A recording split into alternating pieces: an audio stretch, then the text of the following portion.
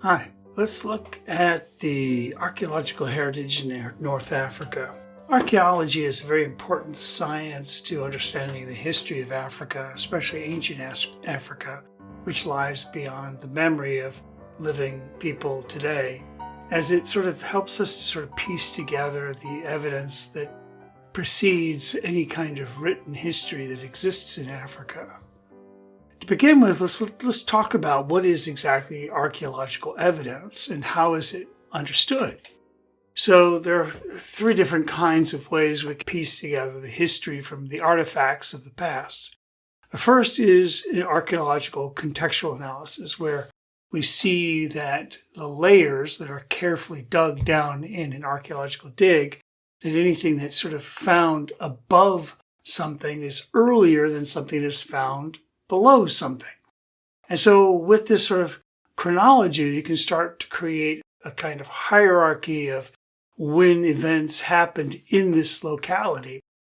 And then over time, by cross-referencing these archaeological digs with other archaeological digs and other geological evidence, and start to piece together a bit of a history. And this is a very precise and accurate, fairly slow process that remains to be done in a very methodical way.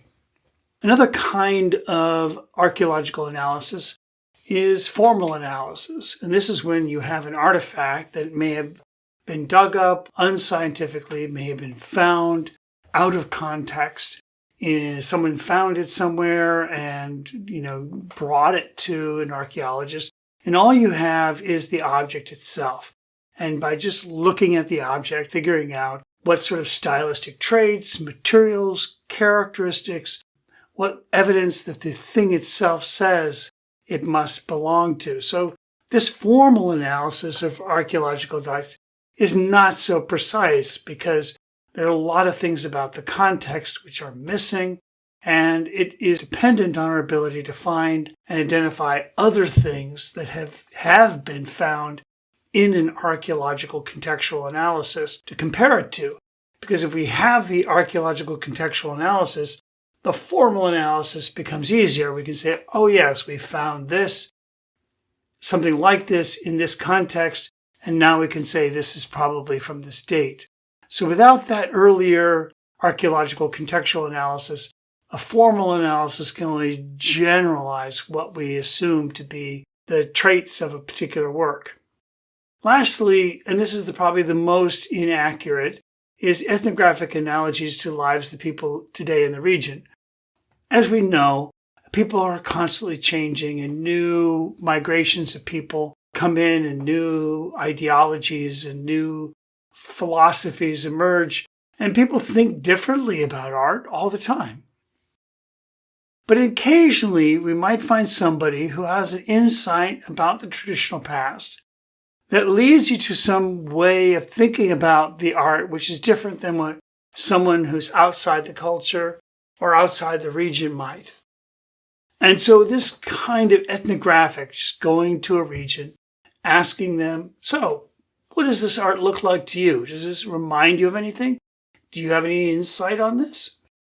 Even though those people who live there today might be many, many generations removed from those people who actually made the artwork, there might be some telltale evidence that links them to that past. And they might be able to explain it in a way that helps us see and understand it.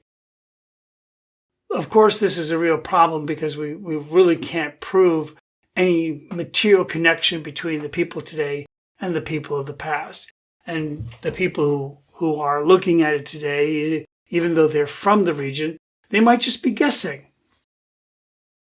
So today in our analysis of archaeological study, we're going to really start looking at a couple of different sites further into Central Africa, West Africa, Djenné, the ancient capital in Mali, and the Nox civilization in Nigeria. Let's start with the Nox Ceramic Sculpture. In the 1940s, these ceramic sculptures were found in a region called Nox. Now, it was near a village called Nox. With the name of the people who created this work is lost to us. We don't know anything about them. We started discovering a number of these artifacts that were of a similar design and character. This particular piece has some of the more striking features of this Nox-style statuary. And from the analysis of the archaeological dig, people can roughly assume that they were made between 800 BC and about 600 CE. So the people who made these are long gone, and they no longer have any connection to the people currently living there. We can see from the statuary that there was a sort of a large geographic area around this village of Nox where they were first discovered. There, the style of statuary was popular. And so this suggests that there was a kind of continuity, some kind of culture that thrived in this region at this time through trade and an idea of what was beautiful, what is powerful, what is important. Whatever aesthetics that they had, they shared and communicated over a fairly large region. Nox ceramic sculpture shows that there are elaborate hairstyles and clothing, evidence of jewelry and metalworking. But there's no evidence that this art of the past has any connection to the current artistic practices in the region. And the other thing that's just sort of interesting is the way there's hollow construction.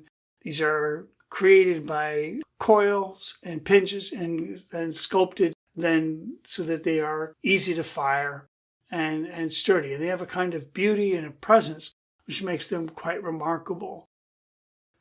These statues are some of the earliest evidence we have of statuary in this region. An older tradition that emerges out of it is really quite startling for its realism. This is the Efe Kingdom, also found in Nigeria. And this is the Oni portrait, the king's portrait. And there's been a lot of debate about what these are about. We find these deep within the ground. We find them in the 11th, 12th century. And they call the Ifa pavement period. And this is in the Yoruba region of Nigeria.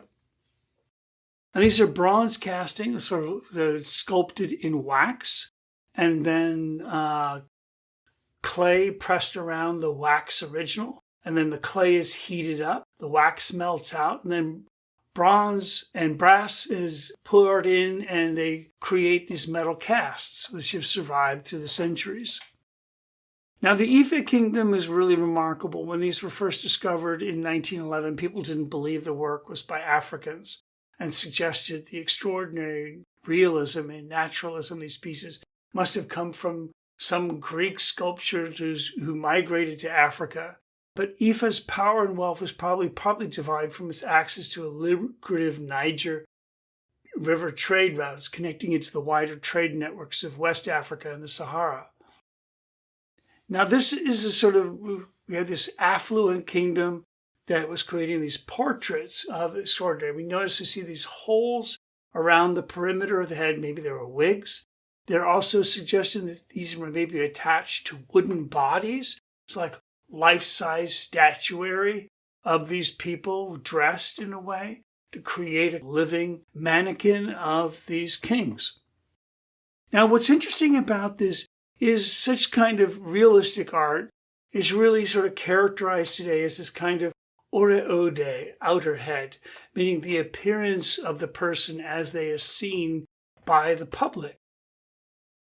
And at the same time that they were creating these ore-ode, these outer heads, or they were suggesting that there was an inner head, an ore-inu, a head which represented the spiritual essence of a person. And you can see here this sort of ghost-like, very simple head with slit mouth and plain eyes. This represents actually the essence of the person that is beneath that realistic exterior. And so it's interesting, this dichotomy they create between the outer and the inner in the Efe Kingdom. It becomes a part of a value of that there's something more essential, there's something more in the basis of an individual than their mere appearances. So we have these extraordinary portraits from this period, these kings and nobility. We can see that they were done with extraordinary attention to the naturalism of the original person. The lines on the face are extraordinary. Were these cosmetic or were they actually incised? Scarification, as some people have suggested. It's very hard to say. The holes on the face may have been, as it is in some practice, to actually have whiskers protruding from their mouth, as they were believed to be a part of a leopard king. And so there might have been actual something reflecting the real appearance of real people. One of the most famous of these naturalistic bronzes is the Taita Browns from the 14th century, which is basically a copper cast with multiple pourings. It's quite large, an extraordinarily complex figure of incredible realism. It has a very highly polished face, which is largely due to the fact that it was discovered in the 19th century, and the people in the village where it was discovered, they were rubbing it with sand so that it would have this kind of high polish, so that it would look and feel natural, where they had kind of worn away some of the original casting qualities. But with its incredible naturalism, it is clearly a sculpted piece. There's this kind of stylization in the ears and the neck that suggests that this is, a person with importance, a kind of a royal personage, and their presence seems to be a very important part of communicating in the Taita Browns. It's now located in the Taita National Museum in Lagos. Now I want to move to the interior of Mali and talk about ancient Mali. Mali was at a very important point, the furthest northern place on the boundary between the Sahara and the Sahel, where people who were traversing the Sahara Desert, they needed to stop. Timbuktu and Djenné and these other cities, these were the ones that people would migrate to in crossing the desert. And with this trans-Saharan trade in salt and gold, we find there was this extraordinary wealth in this region. With the introduction of Islam in the first century millennium CE or AD, we find first written records of this region, and then very quickly an accumulation of texts and volumes and knowledge, and the trading of information became very important to this region as well. So as a trading center, it also became an important hotbed of ideas. The older city, Djenné, Old Djenné, probably owes its heritage from about 250 CE to about 300 CE, long before the introduction of Islam. And even by 500 CE, we had records of a population of about 20,000 people in the city of Timbuktu. I think what's really fascinating about Timbuktu, I always remember when I think about the word Timbuktu, I think of something so remote, so completely at the very end of the earth. But in the African proverbs, when people think of Timbuktu, they say, salt comes from the north, gold from the south, and silver from the country of the white men. But the word of God and the treasures of wisdoms are only to be found in Timbuktu. So there's a sense of this place as being a really powerful center. And it's true, for much of Africa, Timbuktu was this incredibly wealthy, powerful, knowledgeable center of human activity. In 1240, Sundiata established the Kingdom of Mali. And there was really Mansa Musa who made his pilgrimage to Mecca. And Mansa Musa, from the Western perspective, was this great famous African king whose legacy was well known, because when he goes on his pilgrimage to Mecca in 1324, He brought with him so much gold, he devalued the price of gold in Mecca for many years. Today, these stories and these histories are actually passed down by the oral traditions of griots, these traveling musicians, storytellers who play on these beautiful instruments. The griots are one of the sort of living traditions in Mali, where this history and this heritage continues to live on.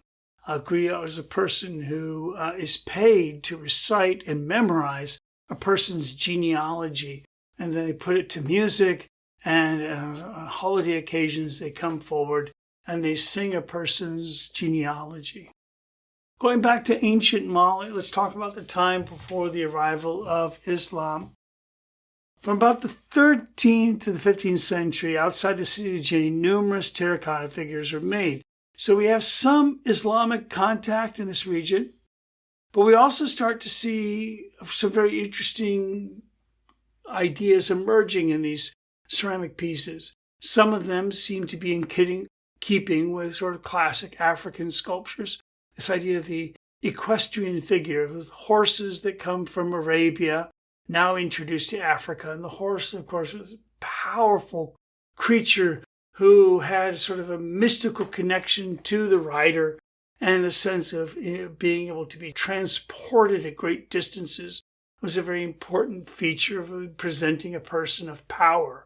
So equestrian figures with this Djenné kingdom inside the ancient Mali, the feature of the horse becomes a very important aspect. But more than symbols of power and authority, we actually see a lot of symbols in these ceramic figures of maternity. Like in this case here, of a woman giving birth with her pregnant belly, and this other person sort of attending to them, gently caring for them, looking over them as they're preparing to give birth. So these ceramics are really quite fascinating, and unfortunately a lot of them have been collected in non-archaeological ways. They've sort of, because of the heavy torrential rains in Mali, during the rainy season, they sort of become unearthed, and people bring them to archaeologists or they sell them on the black market, and they arrive in Europe in their pot. So there's are part of this sort of hard-to-know legacy of African history. What we know is that it's by and large non-Islamic art, that the Islamic scholars and the people writing the history of this region and commentators and documents make no mention of this work. And so it's very likely kind of not a part of the sort of standard Islamic culture that was thriving in this region. There are also some very interesting symbolic elements, like the snake you see on the forehead of this woman here with her children. There's a kind of a winding shape right down, this sort of snake-like figures. There are also, you see on the limbs, these little circles along them. And this seemed to be a kind of domestic, again, symbols of women, childbirth, seem to be common themes as well. We see jewelry, and it's actually sort of this sort of loving way in which all these children are in this tight embrace around this figure. Are these icons of diseases? We see boils, we see these deformities. We're not quite sure what to make of these. De Groen was an anthropologist who came into the region in 1988 with pictures of these artworks, and he just went about asking the people living there today what they thought of the works. And he came up with this theory that each pose was a form of bodily prayer. So this is where you have the sort of ethnographic interpretation of the work. The problem with this is, again, the people who live there today are very distant to the people who actually made these. And it's really hard to imagine that they would have any significant insight into these works. Another kind of analysis looks at just the nature of the art itself. It says, well, it's ceramic. And the vast majority of ceramic work in this area is done by women. So were the sculptors women? Marla Burns has argued that women are the traditional ceramic artists. They're the people who believe that they have the power to control the spirits that roam inside the earth, and that ceramics and working with clay requires someone with this kind of knowledge to be able to take into account the kinds of dangerous spirits that roam in the earth. And besides, the lack of commentary by Muslim scholars may have been due to the status and gender of the artist. So if it were women making these statues, it's possible male Islamic scholars wouldn't have taken notice of something that was made and housed in the kitchen of these homes. So here we are looking at archaeological digs. And the main issues that regarding artifacts are the need to preserve material culture from people all over the world. Everybody needs to know about history. We need to know where we came from, what came before us. And there's this need is something relevant to any nation, culture, or people. They would like to know about their history and their past. And so there is this really pressing need to do these archaeological digs and to preserve these pieces in ways in which they can remain a viable source of information to people in the future. But also we have to understand that there is an extraordinary poverty that continues to restrict some cultures. The people of Mali are some of the poorest in the world, and they don't have economic opportunities. You can imagine if you're wandering through an area and you're digging something up and you happen to find something that looks valuable, your impulse would not be, I need to keep it in the ground for some archaeologist to find. It would be to dig it up and bring it to someone to sell it. The desperate poverty of these people makes it very hard for them to see the value of this sort of methodical archaeological dig. And these objects are beautiful. And there are people, wealthy people all over the world, who are willing to pay considerable sums to buy these. And so the pressure is on for smugglers to go in and to snap up any artifact they can find and bring it out to the modern people in the cities and the wealthy people around the world who can afford to buy original, rare works of art from Africa. Take, for example, the Count Boisdin de Grun collection. This was sold to a private foundation in Paris for more than $3 million. It is considered one of the largest collections of ceramics from ancient Mali. No one has ever seen or recorded any facts about this collection. It is not available to the public. And because it was whisked away out of the country illegally, it probably never will see the light of day. And that's sort of a sad thing that we have this incredible artistic legacy from Africa, which will probably remain hidden to most people forever. There have been ways that people have tried to deal with this issue. And in 1970, African nations sought the aid of UNESCO, which is the cultural wing of the United Nations. And they worked on legislation to pass in the U.S. with strong debate among anthropologists and museums. Anthropologists who wanted strong controls to keep the artwork in the countries where it was found. And museums who argued, we can preserve these things, we can take care of these things, we need to have access to them, we need to be able to buy them when they become available so they can add them to our collection. In 1993, limited import restrictions were imposed by the United States. The United States, under President Bill Clinton at this time, agreed with the anthropologists that more needed to be done to protect the archaeological heritage of Africa and other sensitive areas around the world. Now, this is one of the challenges of this import restrictions, was that we were going to enforce other people's restrictions. So if a country like Mali said, we don't want any archaeological heritage to leave our country, America would be on the lookout for anything that might arrive that was from Mali. And you can imagine how complicated that might be. Training that would require people to be on the lookout for such objects and to be able to identify them carefully and be able to repatriate them back to Mali. Nonetheless, this was a step, and although it was flawed and poorly implemented in large measure, it was an attempt at least to stem the tide of the exodus of archaeological heritage in Mali and other parts of the world. Now, Mali has fallen into a terrible state of unrest where in 2012, thousands of al-Qaeda militants from North Africa seized control of the country, including this very valuable city of Timbuktu, where this ancient library existed. These Ansar-Eddin rebels were determined to impose what they called Sharia law, where they chopped off the hands of accused thieves, they stoned to death unmarried couples, and threatened to destroy great manuscripts and anything to them which was not specifically within their narrow view of what defined as Islam.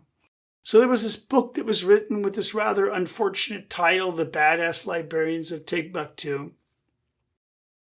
And it really speaks to the work of Abdelkader Haidi Dara, who went and worked with a number of people to rescue the Library of Djenné, this ancient library with 350,000 volumes.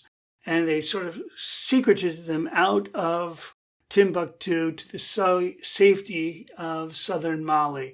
So by working in this sort of surreptitious way, they made this incredible cultural heritage safe for future generations.